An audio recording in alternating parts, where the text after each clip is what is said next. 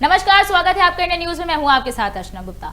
22 अगस्त से भारत में पीएफआई को लेकर जितनी भी जो जांच एजेंसियां थी वो ताबड़तोड़ उन्होंने छापेमारी शुरू कर दी, जिसका सिलसिला आज थम गया। आपको बता दें कि पीएफआई को प्रतिबंधित कर दिया गया है भारत में और इस पर प्रतिबंध 5 सालों के लिए लगा दिया गया है। पीएफआई का जो सांठगांठ है वो टेरर फंडिंग से संलिप्त पाए जाने के बाद इस आधार पर यह निर्णय लिया गया कि पीएफआई को 5 साल के लिए भारत में प्रतिबंधित कर दिया गया। साथ ही साथ जो अन्य 8 संगठन है, जिसमें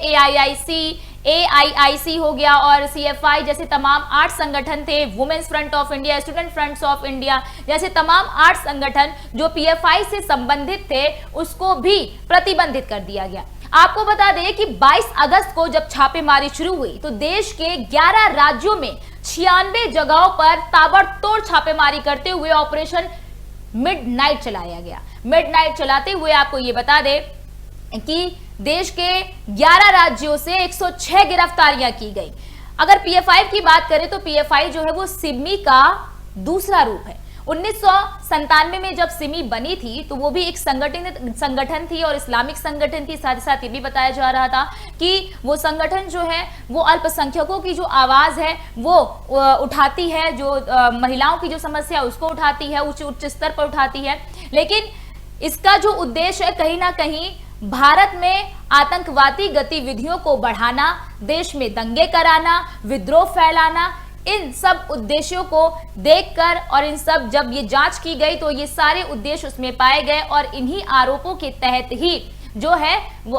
पीएफआई को प्रतिबंधित कर दिया गया। 1997 में सिमी बनी और 2006 में उसे प्रतिबंधित करने का निर्देश दिया गया था और 2006 में कुछ निर्देश के बाद कुछ समय बाद सिमी को प्रतिबंधित कर दिया गया। उसके बाद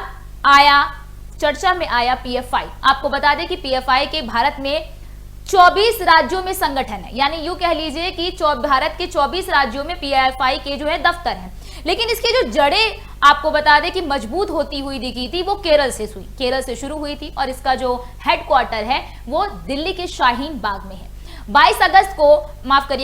सितंबर को जब ऑपरेशन मिडनाइट चलाया गया तो रात के 1 बजे से सुबह के 7 बजे तक ताबड़तोड़ एनआईए ने छापेमारी की थी। साथ ही साथ ईडी ने भी छापेमारी की और सबसे ज्यादा जो गिरफ्तारियां हुई वो मध्य प्रदेश और उत्तर प्रदेश में हुई हैं। आपको बता दें कि उत्तर प्रदेश में के जो है 8 जिलों में छापेमारी की गई थी और उन छापेमारी में कई सारी चीजें जो है वो सामने आई कि जो फंडिंग है वो टेरर फंडिंग में संलिप्त है, जो पीएफआई संगठन है वो टेरर फंडिंग में संलिप्त है और कहीं ना कहीं उसका जो उद्देश्य था वो 2047 तक भारत को एक इस्लामिक कंट्री बनाने का ही उद्देश्य था।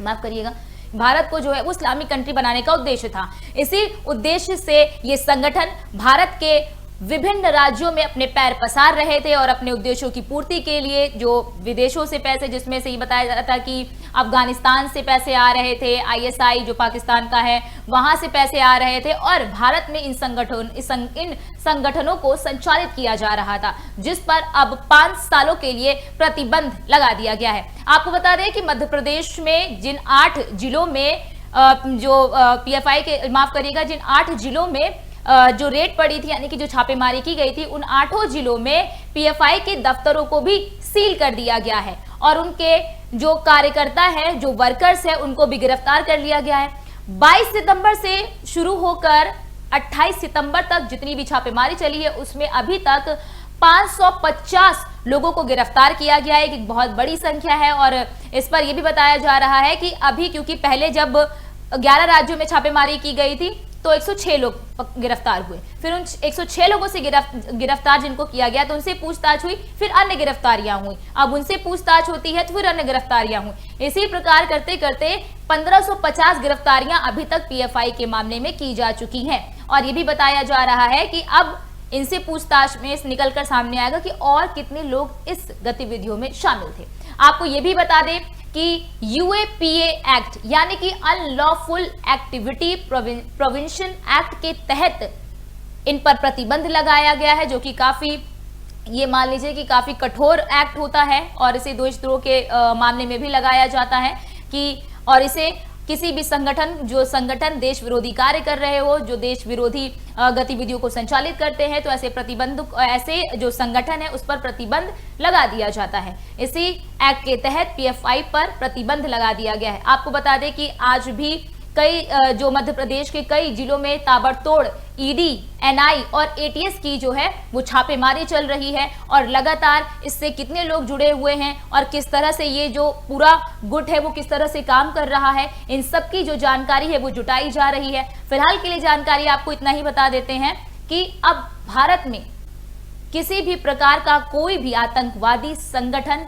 किसी भी अन्य नाम से संचालित नहीं होगा। और आपको साथ में ये भी बता दें कि इन जो पीएफआई के साथ साथ जिन 8 संगठनों को भी प्रतिबंधित किया गया है, अब उनकी भी जानकारी जुटाई जा रही है कि उनसे कितने संबंधित संगठन हैं और किस तरह का काम कर रहे हैं, उनकी विचारधारा क्या है और किस विचारधारा के अनुरूप वो काम कर रहे हैं, और भारत में अभी तक कहां से जो है वो पैसा आया है, किन किन देशों से पैसा आया है। क्योंकि आपको बता दें कि जो पैसा आने का तरीका था, यानी कि इनको संचालित करने के लिए जो पैसे भी आते थे वो डायरेक्ट खाते में नहीं आते थे, वो हवाला और भी जितने तमाम तरह के अवैध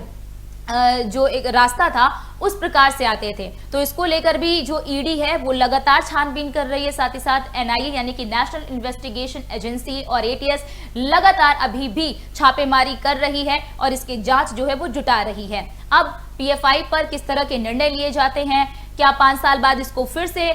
जो है वो इस पर प्रतिबंध हटा दिया जाएगा या फिर इसको फिर से आगे बढ़ा दिया जाएगा इस प्रतिबंध को, या ये प्रतिबंध जो है वो आजीवन लगा रहेगा, हमेशा के लिए लगा दिया जाएगा, इन तमाम सवालों के जो जवाब है वो आने वाले समय में ही मिलेंगे। फिलहाल के लिए आपको इतनी जानकारी दे दें कि अब भारत में इस तरह का कोई भी संगठन संचालित नहीं होगा। आज के लिए बस इतना ही, लेकिन देश और दुनिया की तमाम खबरों को देखने के लिए आप देखते रहिए इंडिया न्यूज।